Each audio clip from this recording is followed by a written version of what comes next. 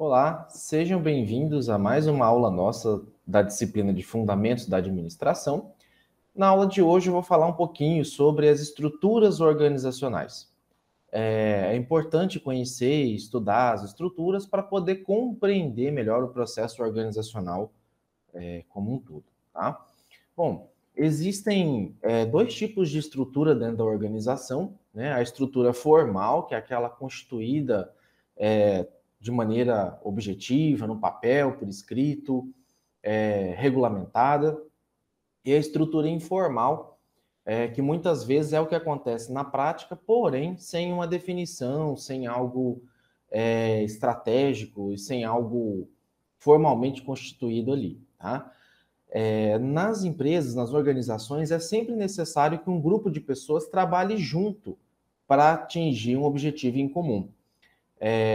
Nas aulas anteriores, a gente comentou sobre as habilidades técnicas, humanas e conceituais, e é necessário que a habilidade humana saiba conduzir em conjunto tanto os objetivos individuais quanto os objetivos organizacionais. Então, é importante que as pessoas trabalhem de maneira cooperada e coordenada em prol de um objetivo comum. Outro ponto também a se destacar é que as organizações elas são representadas formalmente por organogramas. Organogramas são aquelas caixinhas, aqueles bloquinhos ou bolinhas em que você coloca quem está vinculado a quem está subordinado a quem, para ficar bem específico, né, a questão de comando e controle.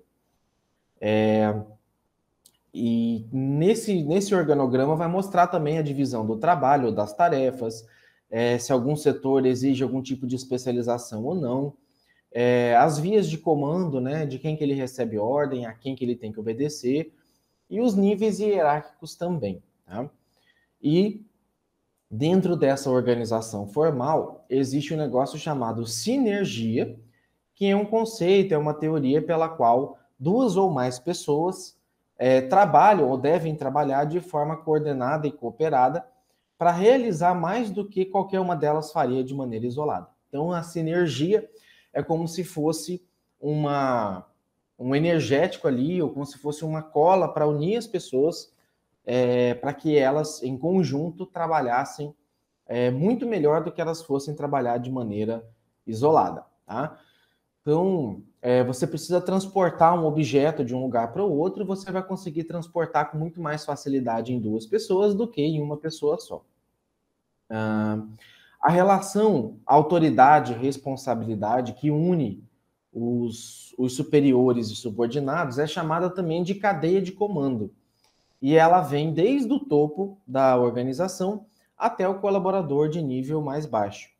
Nesse processo formal, né, como exemplo essa figura que está aqui, deixa eu pegar aqui uma caneta para ativar, nesse processo, vou pegar uma vermelha aqui. Nesse processo formal, você tem aqui o que a gente chama de cadeia de comando, que nada mais é do que a representação hierárquica de quem manda e de quem obedece. Tá? Quando você tem esse tipo de cadeia de comando, a hierarquia ela é totalmente respeitada, ou deve ser totalmente respeitada, e na época, nos anos de 1920 e 1930, o Fayol ele definia a unidade de comando como um princípio do qual cada empregado em uma organização se reporta e recebe ordem só de um superior imediato. Então, eu até comentei em aulas anteriores, quando você tem empresas, assim, organizações empresariais, em que você tem, por exemplo, a família ali, seja pai e filho, mãe e filha, marido e mulher, às vezes isso gera certo conflito com os subordinados, com os colaboradores, porque ele não sabe, às vezes, a quem ele tem que obedecer. O marido dá uma ordem, a esposa dá outra ordem, e aí quem é que ele vai obedecer? Então, se isso não ficar claro para ele, ele vai ter muita dificuldade em cumprir as ordens e pode ser responsabilizado por isso. Eu lembro de uma situação uma vez em que aqui no campus de Cáceres, eu era diretor do campus e a gente estava passando por um problema de troca de terceirizada, tinha ficado aí quase 20, 30 dias sem contrato com a empresa terceirizada de limpeza e manutenção, e as aulas estavam prestes a começar. E nisso, tinha uma necessidade de limpeza do campus, de ajeitar o campus justamente para receber os alunos. E aí a gente foi pedir uma ajuda para o Exército, para ajudar a tirar uns lixo, entulho, dar uma pintada, podada nas árvores e tal. E aí eu mandei um ofício descrevendo tudo o que a gente precisava, o Exército prontamente atendeu, e nesse ofício eu tinha esquecido de colocar a questão da pintura de meio fio e aquela saia das árvores, né? De pintar até mais ou menos 1 metro de altura, assim, com cal, o pé das árvores, para ficar bonitinho, daquela aparência legal. Nisso tinha um soldado ali que estava fazendo o trabalho dele, eu fui pedir para ele fazer esse tipo de ação, né? Esse tipo de serviço. E aí o soldado falou, né, nem me respondeu, eu pedi para ele fazer isso, ele acabou nem me respondendo. De início até achei ter um pouco assim de falta de educação. E aí um colega meu que tinha trabalhado já no Exército falou assim, professor, ele não vai te obedecer. Ele vai, você precisa pedir para o superior dele precisa dar ordem para ele fazer, executar essa ordem, executar esse comando. Então, foi isso que eu tive que fazer, eu tive que ir no superior dele, e no superior dele, ele acabou colocando, né, acabou pedindo para que o subordinado fizesse, aí sim ele foi lá e fez. Então, esse princípio da cadeia de comando é você obedecer claramente uma só pessoa, até para que essa uma só pessoa possa te avaliar, possa julgar se as suas ações estão corretas ou não, tá? Bom dia, Janaína, bom dia, Claudilene, tá? Sejam bem-vindas à nossa aula. Bom dia. A burocracia também é uma forma altamente especializada de estrutura organizacional e ela é projetada para assegurar uma certa ordem e direção, muitas vezes caracterizada como restritiva e impessoal. Então, as pessoas muitas vezes associam o conceito de burocracia a algo ruim, a algo prejudicial, porque ela segue a estrutura formal. A burocracia não tem nada informal, tá? A burocracia exige que as coisas tenham manuais, rotinas, procedimentos bem escritos e bem definidos, tá? E justamente por ter isso bem escrito e bem definido, em teoria, ela deveria ser mais eficiente, porque daria um norte, um rumo, uma direção. É muito mais fácil você seguir uma receita de bolo que está escrita do que você seguir aleatoriamente a ordem da receita, porque a inversão de insumos, a inversão de alguns materiais podem provocar ali problemas restritivos ou problemas na hora até mesmo de fazer o bolo de ficar pronto. O problema, às vezes, da burocracia é que o excesso de regra e procedimento muitas vezes acaba confundindo, e se ele não for claro o suficiente, ele vai deixar as pessoas mais perdidas do que ajudar elas a alcançar ali o objetivo, o caminho proposto. Então, quando a gente fala de burocracia, a gente está falando de formalidade. Formalidade de rotina, de procedimento. E quando essa rotina, esse procedimento é marcado por uma complexidade excessiva, acaba resultando aí numa demora ou num procedimento desnecessário, ou num procedimento, assim, eu costumo chamar de procedimento burro, né? Porque qual é a diferença de você exigir que um documento tenha um carimbo da pessoa e a pessoa se identificar, escrever à mão o nome dela e a matrícula, o cargo ou função dela, tá? E eu já vi, inclusive na Unemat, documento ser rejeitado porque não tinha o carimbo da pessoa, mas a pessoa se identificou quando assinou. Pronto, né? É isso que importa, tá? E aí o fato, às vezes, de se exigir uma formalidade excessiva acaba gerando uma conotação negativa no conceito da burocracia, tá? E aí, quando a gente fala de estrutura formal, a gente tem alguns tipos de organização. O primeiro tipo que eu quero mostrar para vocês é o tipo de organização linear ou organização em linha, tá? Você tem geralmente 3 tipos: a linear, a staff e a linha staff. Eu vou explicar as 3 aqui para vocês, tá? O modelo de organização linear, ele conta com essa questão bem verticalizada, ou seja, as ordens são dadas bem de cima para baixo, tal como é no exército, tal como é na organização, na igreja, né? Seja católica, seja a evangélica, né? Geralmente você tem ali um CIO, um representante máximo, e esse representante ele tem ali níveis hierárquicos, né? Bispos, pastores, padres, etc., que obedecem essa estrutura, e cada um tem uma função específica e cada um recebe ordens de um grupo ou de pessoas de nível específico e repassam para outros níveis específicos. Então, esse modelo de linha linear é um dos modelos mais antigos, porque ele já era utilizado pelos exércitos e pela própria igreja. Então, ele tem um modelo meio que piramidal ou verticalizado, na qual fica bem claro aqui as linhas de autoridade. Então, aqui eu tenho o principal, quem manda, um segundo nível aqui, que é o nível de direção, um terceiro nível de gerência e um quarto nível aqui de operador ou de executores. Tá? Então, em outras palavras aqui, né, eu tenho o chefão, o chefe, o chefinho e aí os subordinados aqui. Tá? Geralmente, esse tipo de modelo ainda predomina, por isso que muitas vezes a gente tem esses desenhos, esses esquemas de pirâmides, né, como é que chama? Na representação. E esse tipo de modelo, esse tipo de desenho, ele é um dos que mais predominam na organização. Mas tem vários outros, tá? Mas o mais comum é esse aqui. Então, por exemplo, esse diretor aqui, tá? Ele não pode dar ordem para esses dois gerentes aqui. Opa, ixi, cortou demais aqui. Esse diretor do lado aqui esquerdo, tá? Ele só pode dar ordem para quem está diretamente subordinado a ele. Então, isso evita que o quê? Deixa eu limpar aqui a imagem. Isso evita que essas pessoas daqui não percam o foco ou as metas estabelecidas por esse diretor delas. Então, porque isso é uma das coisas que mais bagunçam a organização. Tá? Ah, professor, mas não pode de jeito nenhum? Não, não é que não pode de jeito nenhum. É porque isso começa a bagunçar todo o processo. Tá? Vamos supor que eu e a minha esposa sejam, né, donos aí de um determinado empreendimento. Vou falar que Lava Jato é uma das coisas que eu penso em montar aí no futuro.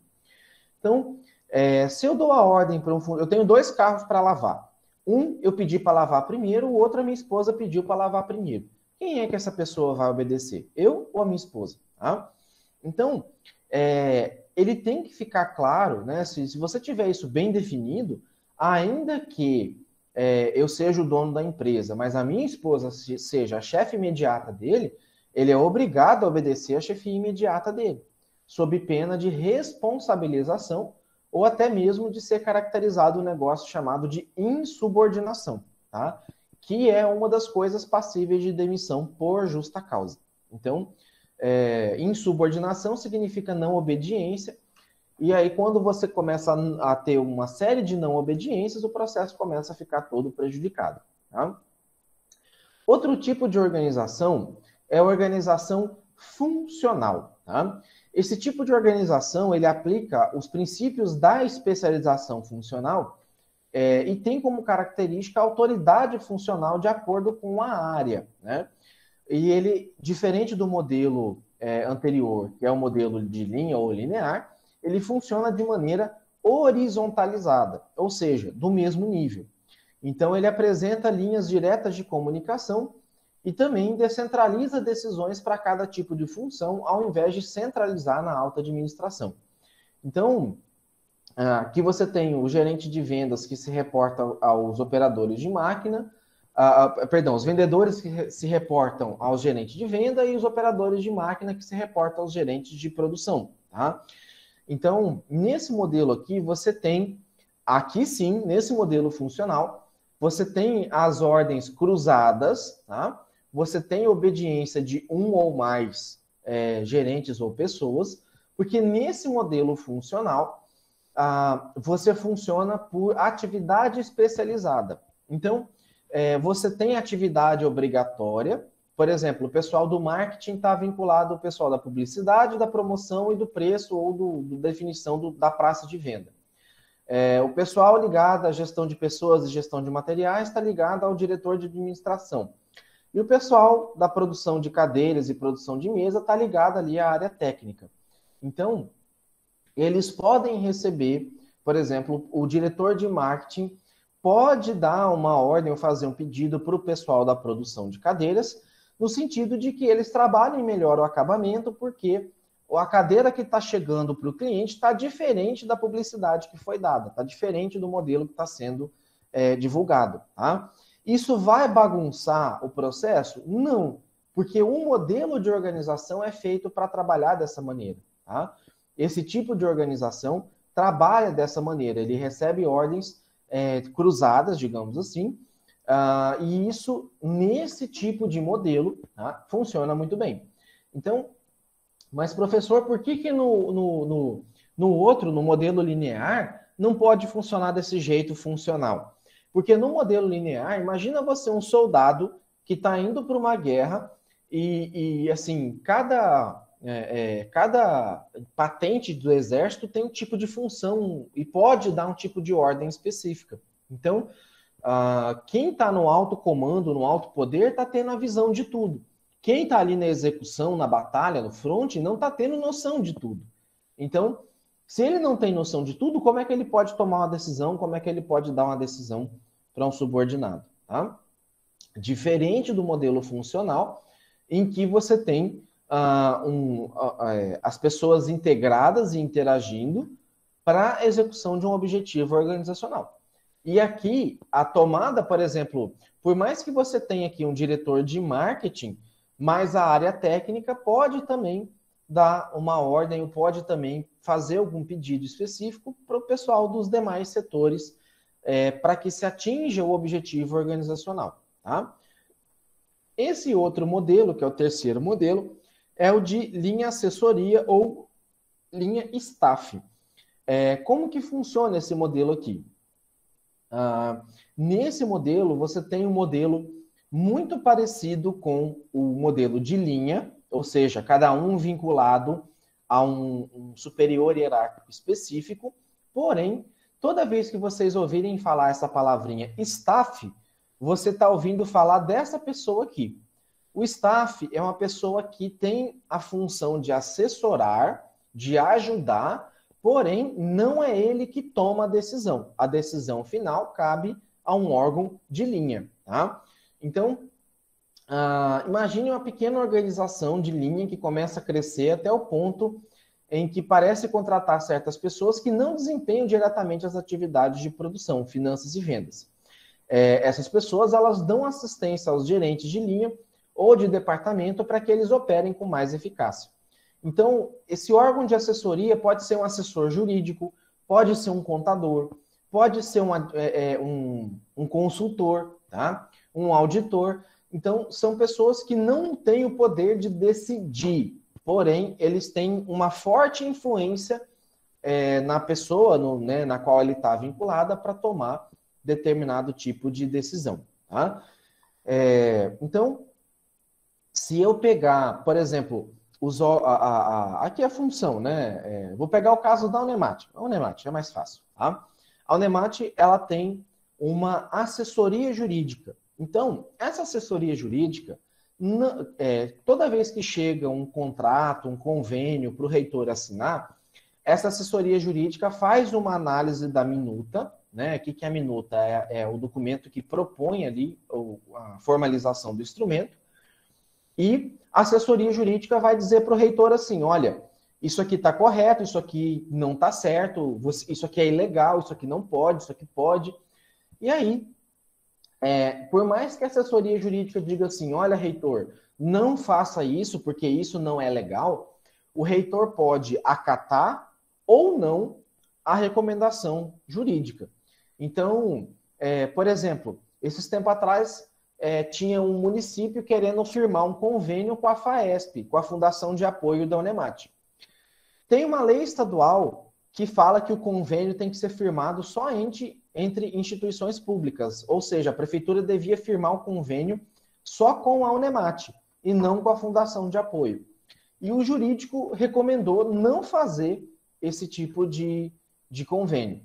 Só que aí o reitor falou, não, eu vou fazer porque quem não tem repasse da Unemat, portanto pode fazer direto com a fundação, e a Unemat vai figurar nesse instrumento só como interveniente executor, ou seja, ela só vai dar o suporte, o apoio, ela não vai entrar com dinheiro. Né? Se ela entrasse com dinheiro, deveria sim ser convênio. Mas como não é, pode ser feito. Então, a assessoria, que é o chamado órgão de staff, né? Ela funciona assessorando o órgão de linha na tomada de decisão. Porém, ela não pode, por mais que ela fala, faça isso, o órgão de linha pode acatar ou não a decisão dela. Tá? E aí são dois tipos de assessoria. O assessoria tipo pessoal, que às vezes assessora somente aquela pessoa, ou somente aquele, né, um diretor ou presidente, e o especializado, que é uma consultoria, que é alguém que tem conhecimento, know-how formado, é alguém que é muito bom nisso, né?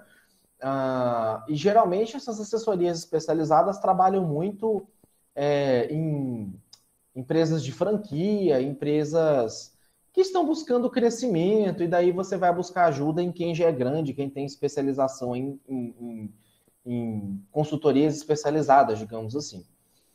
A assessoria pessoal implica em aconselhar, ajudar uma pessoa específica, e é especializada, presta serviço para todo mundo, para a organização como um todo, e não só para aquela pessoa ali específico. Tá? Aqui eu tenho, né, um modelo resumido dos três tipos, né? Então a estrutura linear, que ela é totalmente verticalizada, predomina aqui a autoridade linear, ou seja, o nível mais alto é o que manda. A estrutura funcional vai predominar a autoridade funcional, ou seja, quem detém mais conhecimento sobre esse assunto, ou a quem importa mais esse assunto, tá?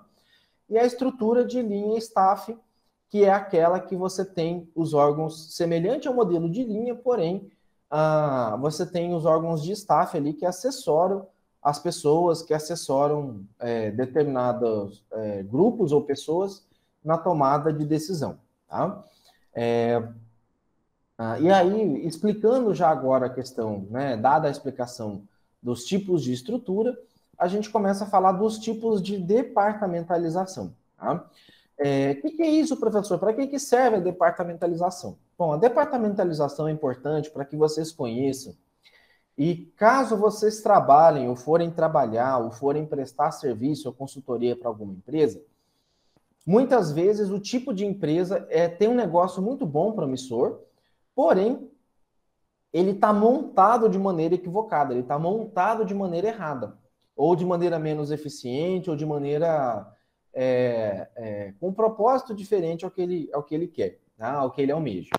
Então, o processo de departamentalização, ou o estudo da departamentalização, é o processo de se determinar o agrupamento de determinadas atividades.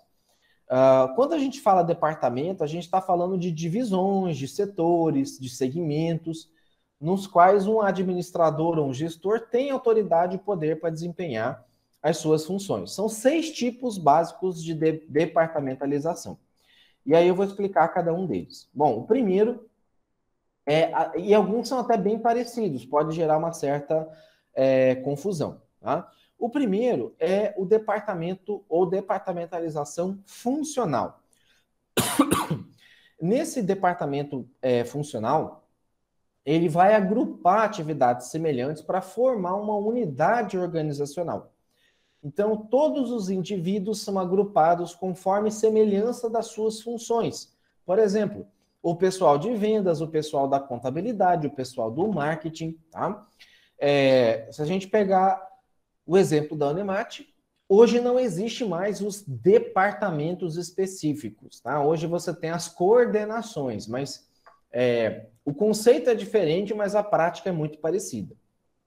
Então, no departamento de ciências contábeis, você tem os professores das ciências contábeis e os professores de outras áreas, do direito, da pedagogia ali, que pega o pessoal das humanas, né, filosofia, sociologia, história. Você, dentro desse departamento, você tem cada um com as suas áreas, cada um com o seu segmento. Quais são as vantagens do departamento funcional? Manter o poder, o prestígio das funções primordiais, criar eficiência através do princípio de especialização e centralizar o conhecimento dos especialistas para permitir um controle mais próximo da alta administração, tá? E evitar também a duplicação de pessoal e de equipamento.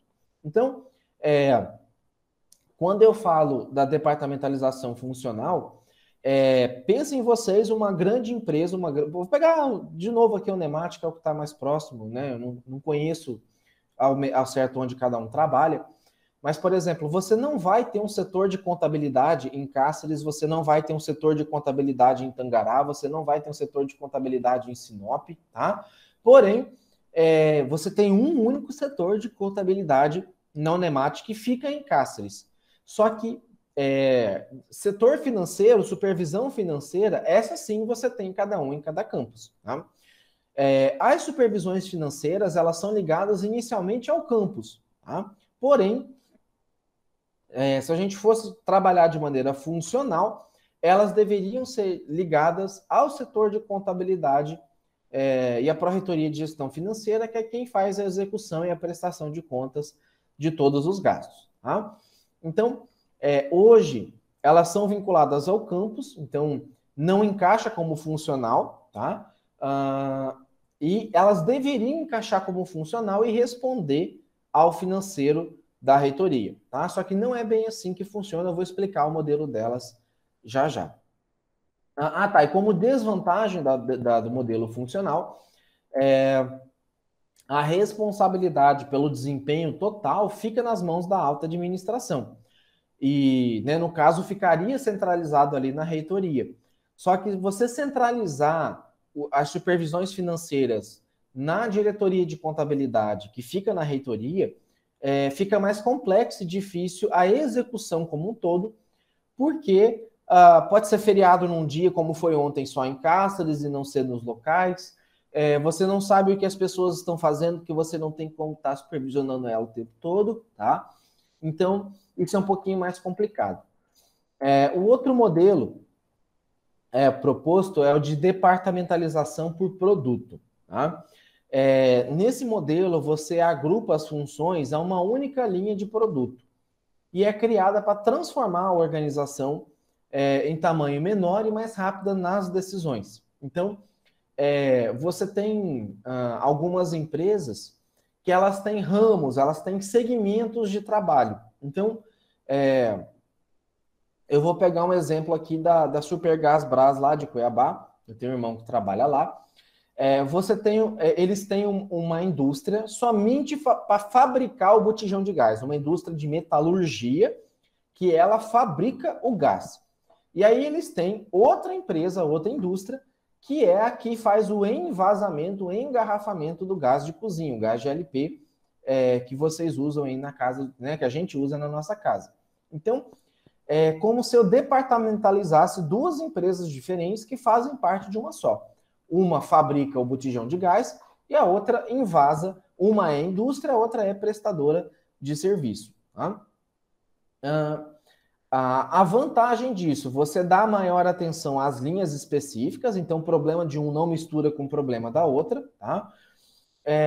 E fica mais fácil o controle, fica mais fácil o gerenciamento, porque como são dois produtos completamente diferentes um do outro, tá? O produto acabado final são completamente diferentes, apesar de terem o mesmo objetivo, as ações e as gestões elas não se confundem, tá?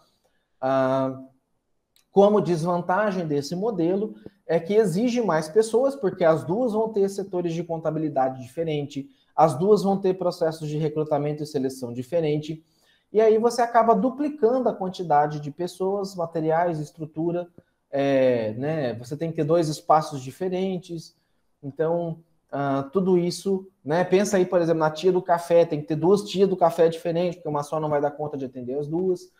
Então, isso acaba gerando um custo um pouco maior, apesar de você ter produtos bem especializados. Tá? Outro modelo é a departamentalização territorial, às vezes chamada de departamentalização regional, que ela acontece por área ou região geográfica, e consiste no agrupamento de atividades de acordo com lugares onde são localizadas as operações. Então, você tem, aí posso citar o exemplo também da Unemat, em que você tem a reitoria, que seria, no caso, essa diretoria geral, e o que seria filial seria os campos. Então, você tem o campus em Tangará da Serra, o campus em Pontes Lacerda, você tem o campus em Sinop, você tem 13 campos aí funcionando, tá? Isso é o que se encaixa perfeitamente no modelo territorial. Então, nesse modelo, você tem, né, como pegando aqui esse exemplo, a filial norte, você tem o campus de Cáceres, que tem o setor de recursos humanos e o setor financeiro. Lá no setor, lá no campus de Tangará da Serra, você também tem o setor de recursos humanos, o setor financeiro, e você tem mais um aqui que é o setor de patrimônio, transporte e manutenção. Tá? Então, hoje na Unemat, todo campus universitário ele é obrigado a ter pelo menos um RH, um setor financeiro e um setor de transporte, manutenção e patrimônio. Às vezes é separado, como é em Cáceres, às vezes é junto, como são em campos menores. Tá? Além da biblioteca, né, que todos os campos têm biblioteca física. Deixa eu lembrar mais um aqui. Bom, é isso, porque financeiro nem todos os campos têm, tem campos que é pequeno, daí ele remete para a reitoria fazer a parte financeira dele. A vantagem é que esse tipo de agrupamento permite uma divisão mais focalizada na necessidade específica daquela região. E ela observa e mantém culturas, tradições, costumes e valores.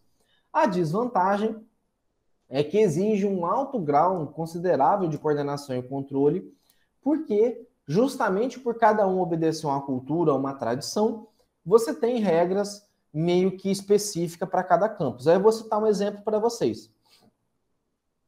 Tanto Cáceres quanto Barra do Bugres são campos que as aulas no período noturno vão até 11h15 da noite. Tá?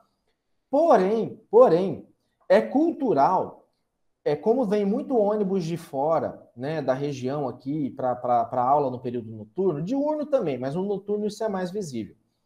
Da 10h40, 10h50, os alunos já começam a sair da aula e começa a ir para o ônibus. A aula acaba acabando um pouco mais cedo, porque o ônibus precisa voltar para a cidade, porque o motorista tem hora para chegar lá, né, para não ficar tão tarde. Então, é uma coisa cultural. Cáceres, Barra do Bugres, Tangará, acho que Pontes Lacerda, que são campos assim que tem aula no noturno, os ônibus começam a sair mais cedo, e aí muitas vezes o professor, a aula tem que acabar um pouco mais cedo, porque senão fica o professor sozinho em sala de aula e os alunos acabam perdendo aí parte do conteúdo da disciplina. Tá?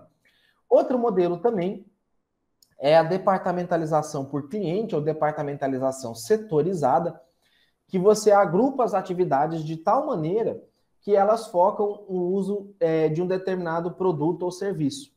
Esse método é utilizado principalmente nas vendas ou serviço. Então, quem foi ali na Estúdio Z em Cáceres, observe isso aqui. Você tem a separação de calçado feminino, que acho que é 70% da loja, né?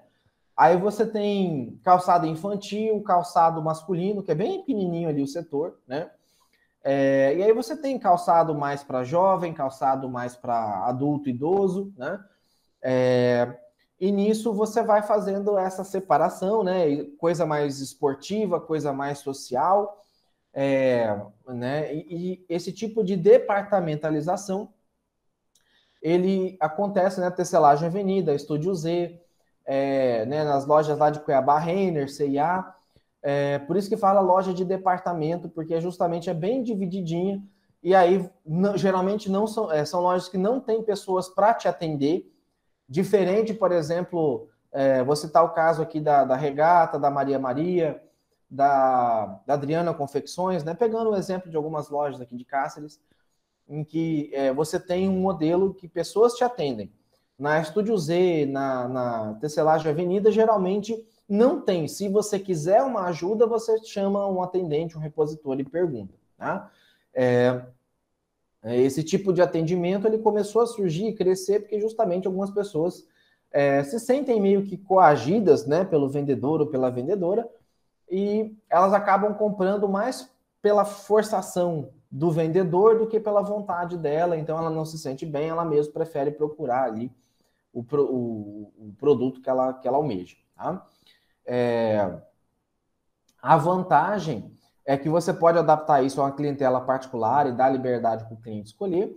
A desvantagem é que isso gera uma certa dificuldade de coordenação e é difícil dosar, às vezes, a utilização mínima de recurso, porque muitas vezes você precisa de um alto leque, um alto cardápio, digamos assim, um alto portfólio de produto para atender uma clientela ali específica. Tá? Outro modelo de departamentalização é o departamentalização por processo, que foca num processo em si, é usada geralmente mais na indústria, né? Então, uma atividade de fabril, né? Ela se concentra muitas vezes em perfurar, em esmerilhar, soldar, lixar, montar, fazer acabamento. E essa departamentalização por processo é geralmente utilizada em empresas de produção em série. E naqueles exemplos que eu venho dando, né? Se vocês fossem montar pizzas para vender, para arrecadar dinheiro para a formatura, muito provavelmente o modelo mais eficiente seria esse por processo, em que cada um de vocês ficaria responsável por uma parte do processo produtivo em si. Então, um montaria a massa, perdão, o outro colocaria o molho, o outro queijo, o outro presunto, a calabresa, o outro azeite, o outro orégano, e a batata palha, o outro ensacaria e armazenaria, e o outro distribuiria farinha e entrega. Então, cada uma dessa fase do processo produtivo tem uma pessoa que vai se especializar nisso, e essa especialização vai fazer com que você tenha um processo mais eficiente. A pessoa vai ser tão boa em colocar ali, inserir, né, fazer a parte dela no processo produtivo, que ela vai ficando cada vez mais rápida nesse tipo de processo. Tá? A vantagem é que você tem geralmente máquina ou ferramentas que auxiliam nas habilidades e que deve ser utilizado para ser o processo mais eficiente. E a desvantagem é que isso exige uma mão de obra altamente qualificada ou uma mão de obra não tão qualificada, mas vai exigir muito tempo para você qualificar essa mão de obra, para que ela seja a melhor do mundo naquele tipo de serviço ou de prestação de serviço. Tá? E o último modelo, a departamentalização matricial, que é um modelo híbrido onde o pessoal de várias especialidades são agrupados para completar tarefas em tempo limitado. É o que a gente chama de projetos especiais. Então, é comum você juntar 2 ou mais tipos de departamentalização para uma função, uma tarefa, um projeto específico. Esse modelo matricial, ele é um modelo cruzado, ele pega 2, 3 e juntam em prol de um determinado objetivo. Então, quando eu tenho, às vezes, a realização de um evento aí no campus, um evento presencial, eu preciso do pessoal do transporte para buscar os palestrantes, eu preciso do pessoal da manutenção para montar e desmontar o evento, parte elétrica, mesa de autoridade e tal. Eu preciso do cerimonial, eu preciso do pessoal da limpeza para fazer a limpeza do evento, dos banheiros e tal. Eu preciso do pessoal da organização e apoio, que vai ajudar a sanar dúvida, direcionar o pessoal. E o pessoal das inscrições e arrecadação, caso tenha, para fazer a parte de gerenciamento de recursos e prestação de conta. Então, o projeto é a semana de contabilidade. E nessa semana de contabilidade, eu vou precisar do pessoal da comunicação, da manutenção, da gestão, parte financeira, que é esse aqui, e do pessoal da execução. Acabou o evento, acabou o projeto, né? Acabou a departamentalização matricial. Então, ele funciona por projetos específicos. Geralmente, essas empresas, né, agora está próximo do Dia das Crianças, então elas fazem uma campanha de Dia das Crianças. Pega lá o pessoal do financeiro, pega o pessoal da compras, tem gente que coloca o pessoal para arrecadar brinquedo, alimento, o outro coloca ali, vai fazer um dia na praça, né, um Dia das Crianças na praça. Então, um vai ficar responsável pela pipoca, pula-pula, o outro por brinquedo, o outro vai, né, pintar lá, fazer pintura, enfim. Você tira as pessoas da sua função específica ou você realoca essas pessoas para funções específicas em prol da execução de um determinado objetivo. Tá? Para isso, para que ocorra o tipo de departamentalização, você tem um negócio chamado de delegação, autoridade e responsabilidade. Delegação é o processo pelo qual os administradores vão distribuir, perdão, e dar incumbência de realizar atividades a determinadas pessoas. Quando você delega uma responsabilidade, automaticamente você delega a essa pessoa a autoridade para fazer isso. Tá? A autoridade é o direito de fazermos algo ou de mandarmos alguém fazê-lo a fim de alcançarmos os objetivos organizacionais.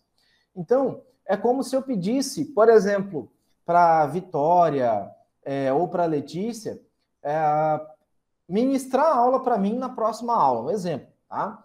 Ó, eu vou estar viajando, na próxima aula quem vai ministrar a aula é a Letícia, a Vitória, a Aline, a Luana, tá? Quando eu falo isso para a turma toda, eu estou delegando a minha função de docente e estou dando a minha autoridade para essa pessoa, tá? Porém, né, toda delegação e autoridade, ela vem junto à responsabilidade.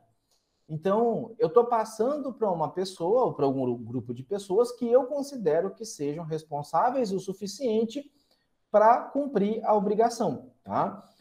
Ou às vezes eu estou dando prova, eu peço ali para a Janaína, ou para a Cíntia, ou para a Ágata, observar a sala para não deixar a sala colar durante a prova, tá? Quando eu faço isso, eu estou delegando um poder, junto com esse poder vem a autoridade, junto com a autoridade vem a responsabilidade.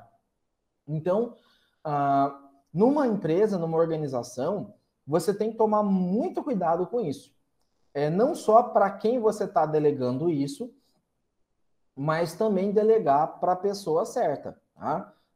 O fato de você, às vezes, delegar uma tarefa ou uma atividade dessa pode fazer com que a pessoa se sinta pressionada, pode fazer com que a pessoa se sinta assim, nervosa, ansiosa, ao ponto de não saber se vai conseguir corresponder às expectativas.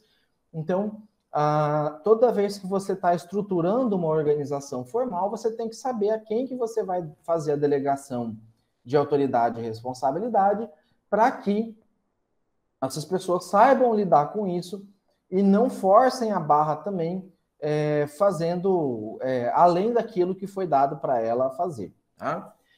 Já o poder é um pouquinho diferente. O poder é a capacidade de influenciar indivíduos, grupos, acontecimentos e decisões e está intimamente relacionado à liderança. Assim, os assessores têm pouca autoridade, mas muito poder para influenciar os administradores de linha, por exemplo. Tá? Então, você tem vários tipos de poder. Ainda que o órgão de staff, né, uma pessoa de staff, não tenha o poder de decisão, mas ele tem um certo poder de influenciação, tá? Ou de influência na pessoa que toma ali a decisão. Então, para vocês terem uma noção, já teve vez de aluno meu, né, aluna, às vezes conversar com a minha esposa para pedir para eu mudar alguma coisa numa prova, numa atividade e tal, dar uma segunda chance, porque sabe que, né, eu obedeço bastante, que eu escuto bastante ela. Então, obviamente, eu analiso, pondero cada uma das situações, mas a decisão final é minha, né? Se eu achar que vale, que é justo a justificativa, eu vou fazer, senão não vou fazer. E o poder, ele tem várias formas de acontecer, diferente da autoridade, tá? Você tem o poder de recompensa, que é que ele surge quando o número de recompensas positivas que um líder... destemidos, né, Vitória? Porque era amiga dela, né? Na verdade, foi uma aluna minha que era amiga dela que foi conversar com ela para tentar ver se me convencia a mudar uma determinada prova lá que eu tinha marcado, tá? O poder de recompensa, ele surge quando a recompensa é maior, tá? Do que a ação em si, tá? E é quando o número de recompensa positiva que um líder controla ou parece controlar acaba valendo a pena, tá? Então, como dinheiro, proteção. Então, tem pessoas que exercem o poder de recompensa porque é aquela pessoa que tem o poder de promover as pessoas, é aquela pessoa que dá folga, ela que é a pessoa-chave ali para recompensar alguém. Então, as pessoas respeitam o poder dela, tá? Porque é ela que pode controlar. É como se eu, como professor, tivesse um poder de recompensa em recompensar os alunos que estão assistindo a aula, né? Em detrimento daqueles que não estão assistindo. Tá? E até como eu não lembro se eu cheguei a comentar na aula de apresentação, a frequência nas nossas aulas não é obrigatória. Tá? Eu não cobro frequência, isso não está vinculado diretamente ao ponto. Quem deixa de assistir minha aula não vai necessariamente perder um ponto como item avaliativo. Porém, quem assiste, quem está direto aqui assistindo, eu tenho anotado os nomes, né? Aí eu vou citar aqui diretamente, né? A Luana, a Vitória, a Anne, que direto estão por aqui. No final, caso falte ali um meio ponto para passar ou coisa parecida, vai ter, porque assistiu todas as aulas ali síncrono. Então, é um poder de recompensa. Não é obrigatório. Quem deixar de assistir não perde, mas quem deixar de assistir deixa de ganhar. Então é diferente ali a forma de avaliação. Tá? Eu não prejudico quem perder, tá? Mas eu ajudo quem fizer, quem participar. O poder coercitivo ele é um pouquinho diferente do poder de recompensa. O poder coercitivo ele resulta da expectativa das pessoas com relação ao castigo que sofrerão se não seguirem as ordens como demissão ou repreensão. Então, o poder coercitivo eu posso assimilar ali para aqueles professores que cobram a frequência. Se você não assistir minha aula, você vai reprovar por falta. Se você não assistir minha aula, você vai perder ponto na atividade 3, por exemplo. Tá? Isso é um tipo de poder coercitivo. Você é forçado a assistir aquela aula, né? Eu, particularmente, não gosto, assim, de forçar. Eu tento forçar o mínimo possível, porque eu entendo que, às vezes, tem hora certa para forçar e tem o jeito certo de forçar. Já o poder coercitivo, ele realmente força pela coerção. Tá? Ele obriga as pessoas, de certa maneira, a fazer aquilo. E o poder legítimo, ele é vinculado a valores interiorizados que determinam que o líder tenha o direito inerente de influenciar seus colaboradores. O subordinado tem a obrigação de aceitar essa influência simplesmente porque vem de um chefe ou de um líder. Então, o poder legítimo, por exemplo, pode ser eu, o professor de vocês. Poder legítimo pode ser a pessoa que foi eleita. Não sei se vocês fizeram ou vão fazer, pretendem fazer a eleição de um líder da turma, um líder da sala, né? Um líder ou uma líder. E esse líder ou essa líder, a partir do momento que é eleito pela sala, democraticamente, tem o poder de representar a sala. Então, por exemplo, domingo, na verdade, eu vou pegar um outro exemplo aqui. Segunda-feira, até agora não saiu se é ponto facultativo ou não, mas vamos dizer que seja ponto facultativo, dia 11 de outubro. Tá? E aí, sendo ponto facultativo, pode ou não ter aula. Aí, vamos supor que segunda-feira tem aula de um professor que cobra frequência. E aí, esse professor resolve dar aula segunda-feira e vocês já se programaram segunda-feira para viajar, para tirar uma folga, para emendar o feriado aí. Esse professor, ele tem o poder legítimo de dizer assim, olha, vai ter aula segunda-feira. Quem faltar vai perder ponto. Um exemplo, tá? Só que se você tem uma liderança que foi eleita pela turma e que essa liderança vai representar a turma e a maioria da turma está dizendo que não quer ter aula, tá? É questão de conversar com o professor e aí pode chegar na coordenação para utilizar a coordenação para que se tenha o meio termo para chegar num acordo de ter ou não ter aula. Vai ter aula, mas vai ficar gravada, e aí não prejudica ninguém, né? Vai ter a aula, mas não vai contar frequência, ou vai ter a aula e tem que participar. Então vai se chegar a um acordo. Então o poder legítimo, ele legitima algumas pessoas para que elas tomem a decisão, e a decisão final tomada deve ser respeitada pela maioria como parte de um processo democrático. Tá? Você tem também um poder de controle de informação, que ele vem da posse do conhecimento que outros não têm. Então, algumas pessoas exercem esse tipo de poder quando retém a informação necessária.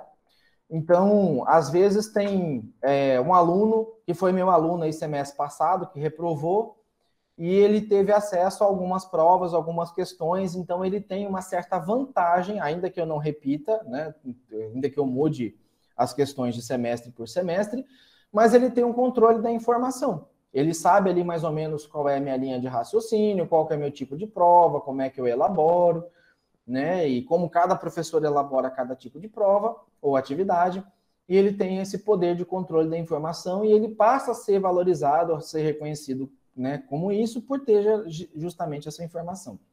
O poder de referência, ele vem da identificação como líder ou no que o líder representa ou simboliza. Então, ele pode vir do carisma, do encanto, da coragem, e são fatores importantes no exercício desse poder. Então, o poder de referência, ele vem de um simbolismo, ele vem de uma representatividade, né? Então,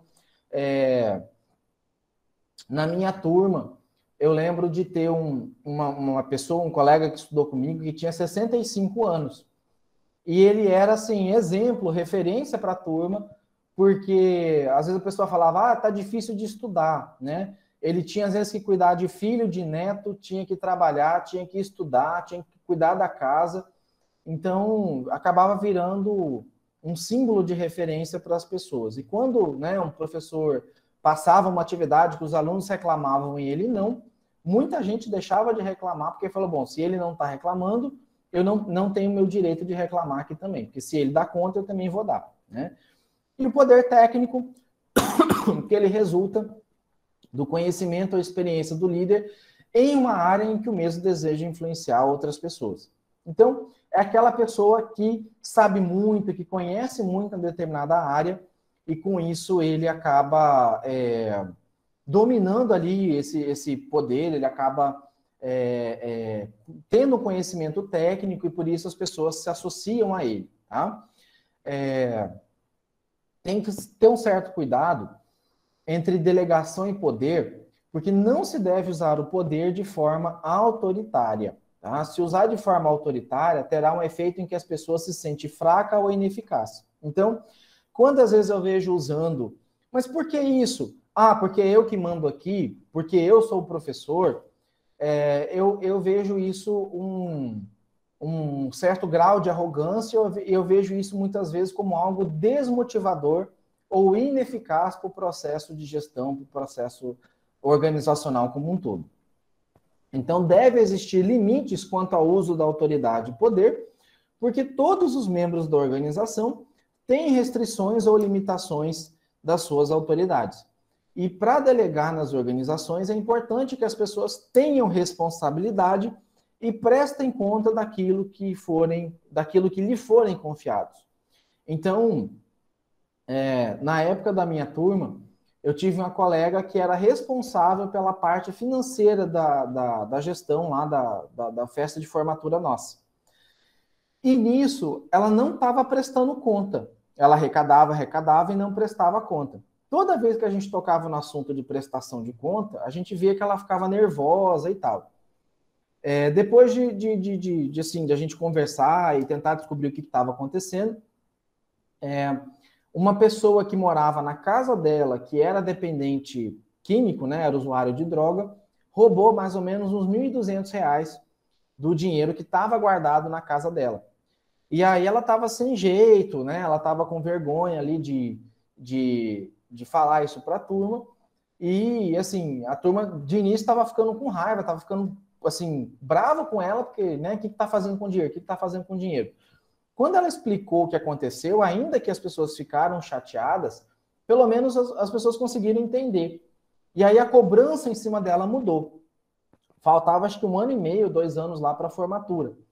E aí o pessoal falou assim, olha, vamos tentar tocar a formatura e tentar fazer a festa com esse dinheiro a menos. Aí o que faltar, você vai tentando inteirar e devolver até lá, né? E dito e feito, ela conseguiu devolver acho, com 600, 700 reais, e isso foi suficiente lá para inteirar, na época, a festa da formatura, né?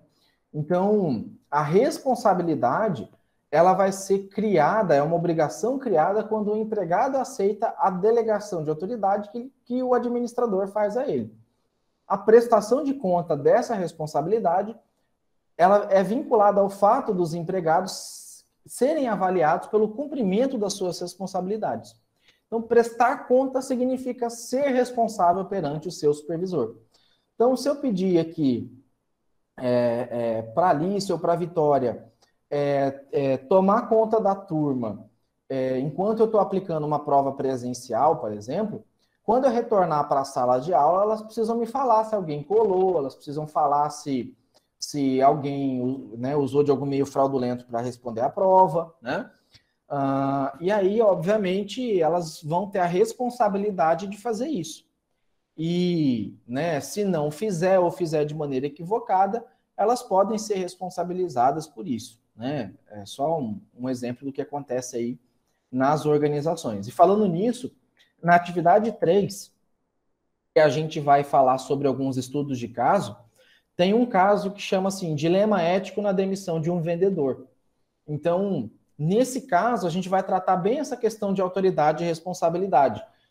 O supervisor, ele sabe que seu funcionário está passando por problema familiar e ele tenta acobertar, porque é um bom funcionário, ele tenta acobertar aí esse funcionário dele perante, né, a empresa, na expectativa de ser um momento temporário, provisório. Então, vai ter um caso específico que a gente vai discutir isso e ver se essa decisão desse supervisor foi correta ou não. Tá?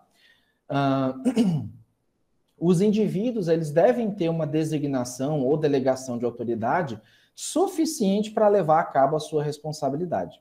Então, se a responsabilidade de uma pessoa é manter certo nível de produção, ele deve ter autoridade suficiente para tomar a decisão que afeta esse nível de produção. Então, pedir para contratar mais gente, pedir para as pessoas fazerem hora extra, dar folga no momento adequado para as pessoas, tá?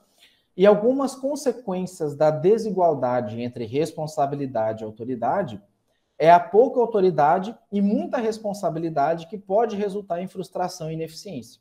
Então, ele quer mandar, mas as pessoas acabam não obedecendo ele. E caso a autoridade seja maior do que a responsabilidade, pode haver abuso, pode haver arrogância. Então, tem que ter um equilíbrio ali, exatamente entre a autoridade e a responsabilidade. Tá? Outro ponto também importante para frisar é a questão das organizações centralizadas e descentralizadas. Tá? Nas organizações centralizadas, uma proporção maior de decisões importantes é tomada nos níveis mais altos da organização. Presidente, vice-presidente, né, uma pessoa ali específica. Nas descentralizadas, a parte maior das decisões importantes são tomadas nos níveis mais baixos, como gerente de unidade, chefe de departamento, supervisor e empregado. Então, aqui eu tenho uma comparação entre os modelos organizados centralizados e descentralizados. Se vocês perguntarem para mim, professor, qual que é o melhor modelo? Não existe um modelo que você fala assim, esse é o melhor. Cada modelo é mais adequado ao tipo de organização. Então, organização militar, organização eclesiástica, né, da igreja e tal, ela funciona melhor no modelo centralizado. Tá? Já uma organização que envolva tecnologia, que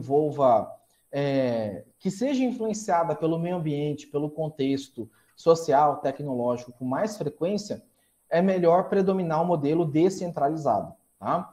Então, aqui eu tenho os dois tipos, né? Aqui pode ver que no centralizado, o azulzinho mais escuro é quem toma a decisão, e no descentralizado, o poder de decisão está vinculado aqui nos níveis mais baixos da organização. Tá? Então, em um ambiente, no mundo, que você tem um cenário mudando muito rapidamente, como, por exemplo, esse de pandemia que a gente está vivendo, geralmente predomina melhor o modelo descentralizado. Por quê? Porque a tomada de decisão é mais rápida, porque você inova com muito mais facilidade e porque você faz uso de testes de modelo justamente para ver qual é o melhor. Na centralizada, Isso demora demais a acontecer, as mudanças são pensadas e repensadas muitas vezes até, de fato, chegar no ponto de ser implantada e implementada. Tá? E aí, falando um pouquinho, né, finalizando aqui a nossa aula, quase, né, já chegando lá, hoje vai passar um pouquinho de 1h10, mais ou menos, a aula, a administração nos tempos atuais. Então, a partir da globalização, por volta dos anos 80, 90, é natural ver tanta transformação do mundo dos negócios. Né? A pandemia mesmo gerou muita mudança, muita transformação. A melhoria da internet, da qualidade da internet, dos meios de comunicação melhorou significativamente, tá? E o administrador atual ele deve ser eficaz e efetivo para solucionar ou superar os problemas que se apresentam. Então, a administração ela tem alguns paradigmas que precisam ser mudados. Né? O que é um paradigma? Ele é um modelo ou padrão que serve como uma referência para explicar às pessoas como lidar com diferentes situações e ajudá-las nessa superação, nessa ação. Tá?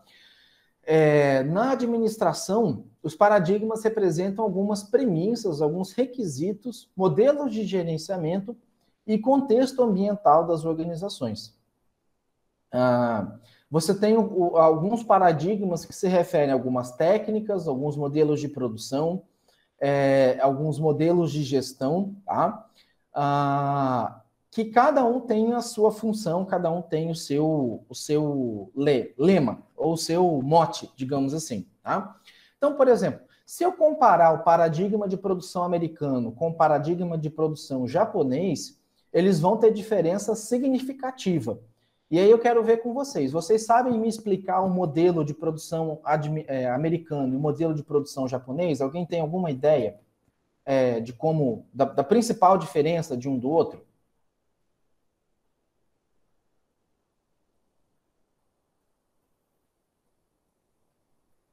Nada? Não fazem ideia? Não conseguem visualizar o que separa o modelo japonês do modelo americano de produção?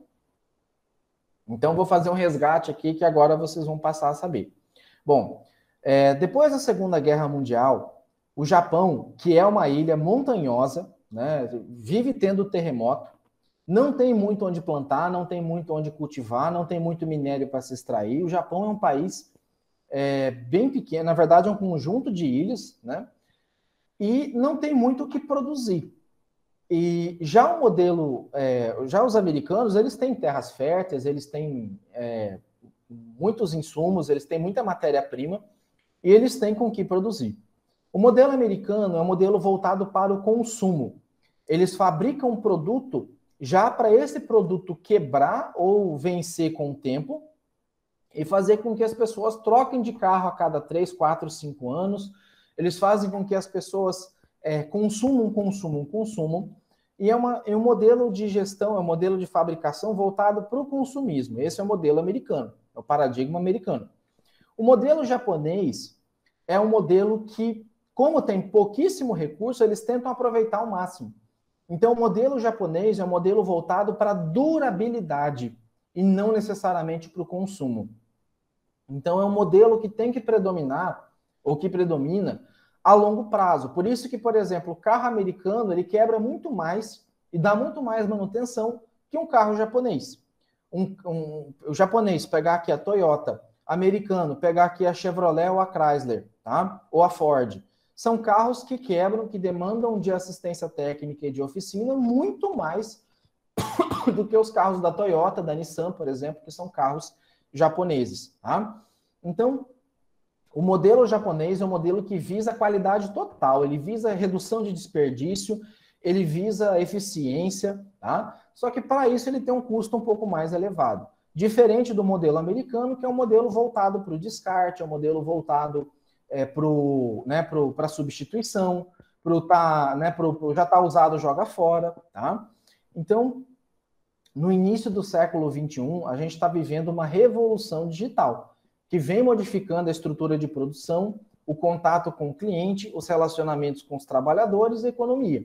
As principais mudanças advindas, principalmente da última década, são a redefinição do papel do administrador, que é mais descentralizado, porque exige tomada de decisão mais rápida, exige um papel mais eficiente, eficaz e efetivo.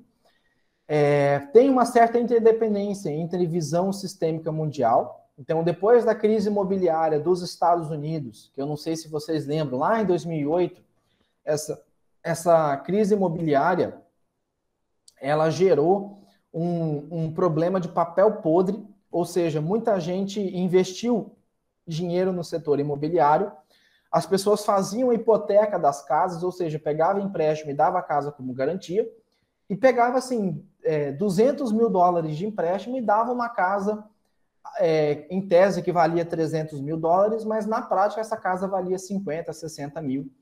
E a pessoa não pagava o empréstimo e na hora que ia pegar a casa para quitar o empréstimo, a casa valia muito menos do que o valor empregado. Então isso gerou uma crise, muita gente começou a tirar dinheiro dos fundos e esses fundos é que bancam boa parte da economia.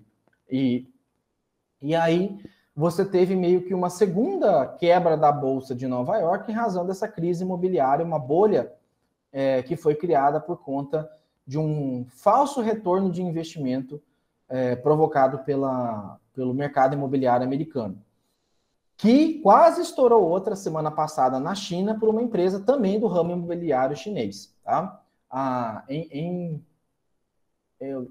Evergrande, alguma coisa assim, uma empresa chinesa ali, que quase desencadeou uma quebra econômica mundial. Tá?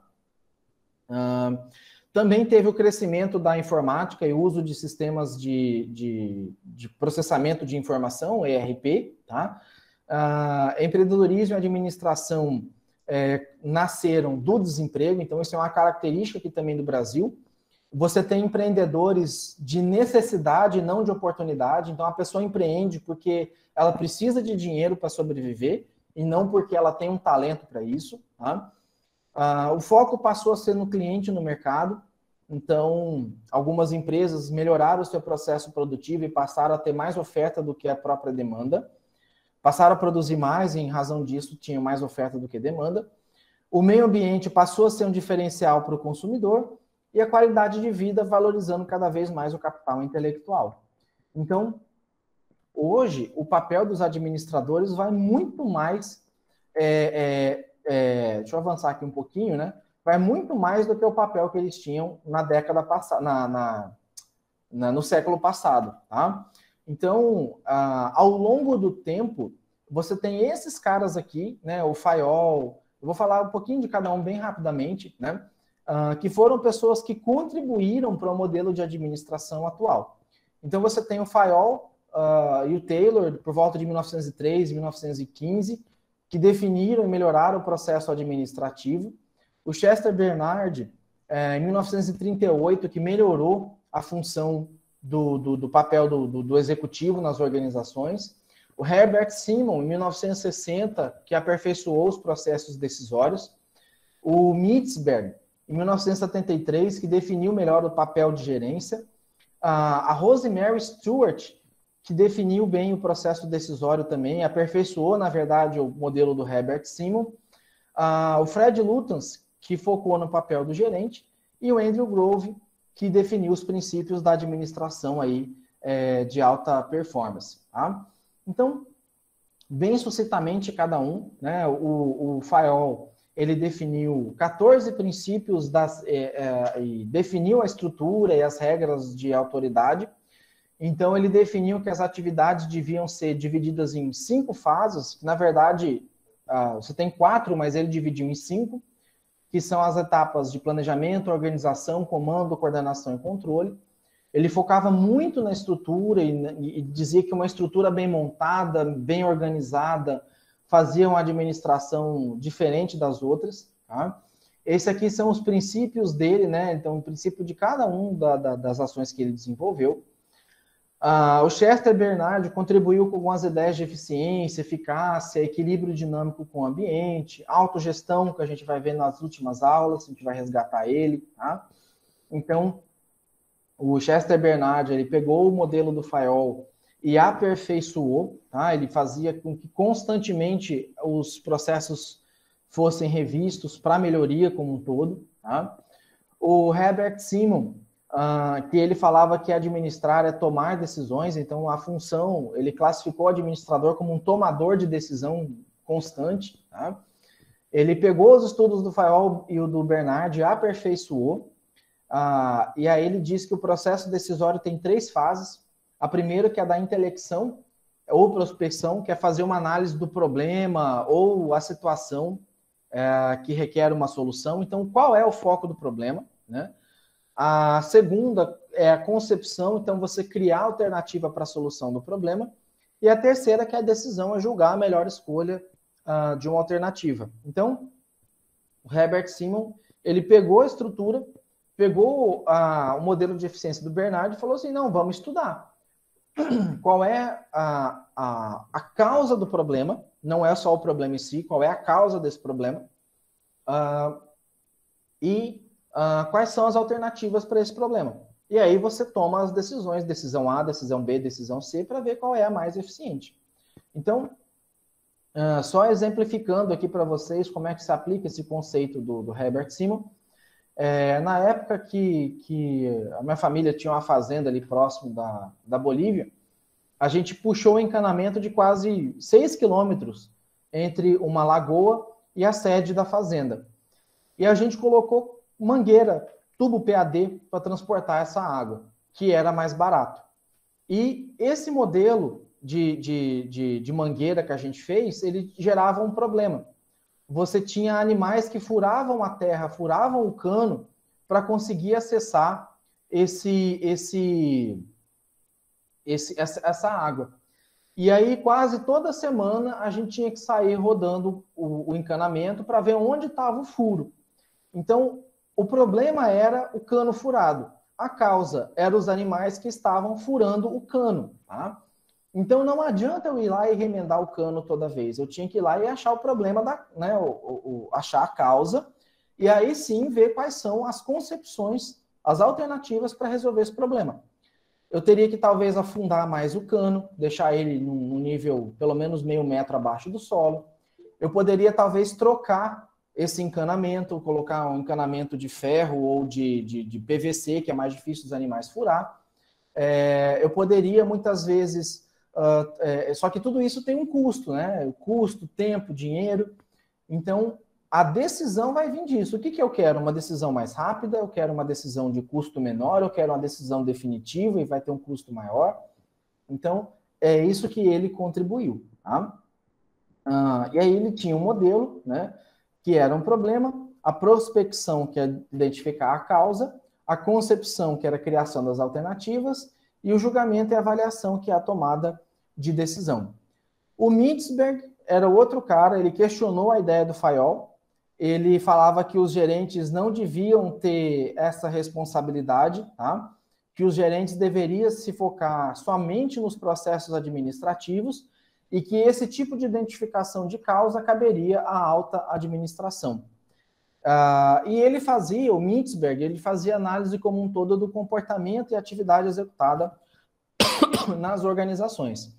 O Mintzberg foi um cara que criou a teoria dos 2 fatores, que são os fatores motivacionais e os fatores higiênicos. Na verdade, ele trabalhava a diferença de satisfação e motivação, e ele definiu os 10 papéis do administrador e subdividiu esses 10 papéis em 3 grandes grupos. Né? Então, ele tinha os papéis de decisão, os papéis de informação e os papéis de relações interpessoais.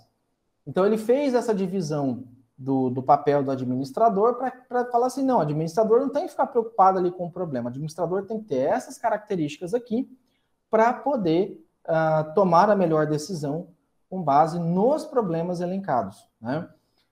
Então, ele tinha que ter a informação, que vai, né, os papéis de informação se relacionavam a monitorar o ambiente, disseminar as informações e ser o porta-voz, tanto dos colaboradores para a alta administração, quanto da alta administração para os colaboradores.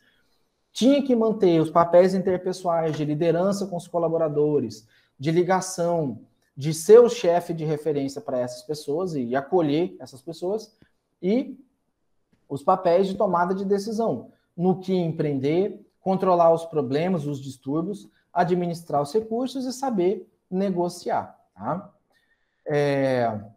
E aí ele fazia, né, a divisão dos papéis interpessoais, os papéis de informação e os papéis decisórios. Tá? Quase acabando aqui, a Rosemary Stewart, ela era contrária ao modelo do Mitzberg. Ela falava que esse modelo dele era utilizado para analisar um cargo em particular e não se aplicariam a todas as organizações. Ela focava no indivíduo, em como ele desempenha as suas atividades e como ele faz as escolhas de exigência e restrição dele. Tá? A Rosemary, ela colocava que o colaborador ele deveria ser escolhido através de onde ele se sentia bem, na verdade, de onde ele deveria trabalhar mais ou ser mais eficiente naquela função. O problema da teoria dela é que, se você perguntar realmente para todo mundo o que ele quer, todo mundo quer quase a mesma coisa, quer quase o mesmo cargo ali dentro da organização. Tá? O Fred Lutyens, ele concluiu que as atividades dos gerentes podem ser classificadas em 4 categorias. Então, as funções gerenciais, comunicação, administração de recursos humanos e relacionamentos, ou networking. Tá? Então, ele já mudou, ele já trouxe outra classificação para os gerentes, com outras atividades subdivididas, e que na verdade, o que está mais próximo dos dias atuais. E ele dizia que cada uma dessas funções tinha um processo, um foco específico. Né? As networks eram focadas na comunicação. O sucesso da comunicação era dependia dos recursos humanos. O sucesso da administração dependia da administração junto com os recursos humanos. E os recursos humanos dependiam de um bom networking para a indicação deles. Tá? E aí, finalizando o Andrew Grove, ele acreditava que todo mundo pode ser administrador. Ele falava que desde que se atendesse os requisitos de saber produzir, trabalhar em equipe e tivesse o desempenho individual avaliado, poderia ser um colaborador, melhorado, aperfeiçoado ali para a organização. Tá? Então, com isso aqui eu concluo a aula de hoje. Claudilene, qual que foi sua dúvida? Estou vendo aqui comentáriozinho aqui no chat, alguma dúvida específica? Isso aqui, na verdade, assim, eu não vou cobrar em prova, atividade, o que era o foco de cada um. Mas é importante vocês saberem que o foco da administração ele mudou ao longo do tempo e que esse foco, esse período, até hoje, na verdade, ele ainda está em transformação. Eu não trouxe aqui os autores mais novos, até porque o conceito deles ainda não está validado. Mas, ainda mais com essa questão de teletrabalho, hoje você tem uma discussão muito grande se o teletrabalho é mais eficiente ou não do que a pessoa trabalhando ali no escritório, né? Tanto questão de entrega quanto de resultado. Tá? Com isso aqui eu concluo a aula de hoje. Informo que as notas da atividade 1 já foram postadas na atividade 1, da unidade 1, né, do SIGA-A. Acho que tiveram 3 alunos que entraram recentemente aí no vestibular. Eu vi que aumentou de 41 para 44 matriculados na disciplina. E depois eu vou pedir para esses alunos entrarem em contato aí comigo, tá? Para eu ver como é que eu vou repor essa nota para eles, tá? Porque como a atividade fechou bem na época que estava entrando, eu preciso repor essa atividade para esses 3 alunos que entraram depois, tá? Do vestibular. Então, eu encerro aqui a gravação de hoje, tá? E espero vocês na nossa aula, na próxima aula, na quinta-feira da semana que vem. Só queria ver se tem mais alguma dúvida, alguma questão, senão eu já encerro aqui. Professor, vai ter outra avaliação além daquela? Vai. Aquela foi da unidade 1 e 2, Cíntia. Aí tem agora da unidade 3 e 4, é outro questionário assim bem parecido, 3 tentativas, 10 questões, com questões específicas desses conteúdos de agora, da aula de hoje até a aula, acho que 9, se eu não me engano, 9 ou 10, tá? E depois tem uma atividade que é a terceira, que é o seminário, tá? que eu vou explicar mais lá na frente como que vai acontecer. Mas vai ter outra semelhante a essa como atividade 2 das unidades 3 e 4, tá joia? Ok. Beleza, então vou encerrar aqui, pessoal. Qualquer dúvida, entre em contato comigo lá, tá?